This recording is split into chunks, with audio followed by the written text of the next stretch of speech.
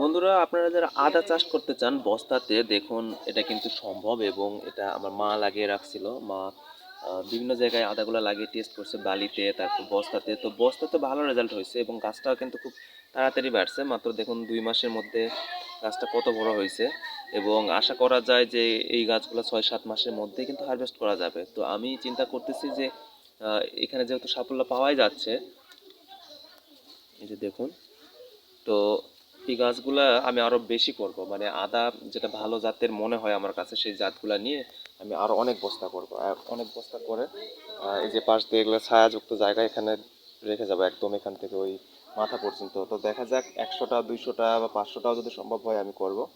তো এর জন্য আমাকে আগে বস্তা কালেক্ট করতে হবে, বস্তা কালেক্ট করতে হবে, মাটি কালেক্ট করতে হবে। মাটির সাথে কিন্তু আমাকে ছাই, গোবর এগুলো মেশাতে হবে। তো বন্ধুরা সাথে থাকুন, আমি আদা চাষের A to Z আপনাদেরকে দেখাবো। তো আশা করি চ্যানেল নতুন হলে সকলে সাবস্ক্রাইব করবেন। ধন্যবাদ সবাইকে কষ্ট করে ভিডিওটি দেখার জন্য।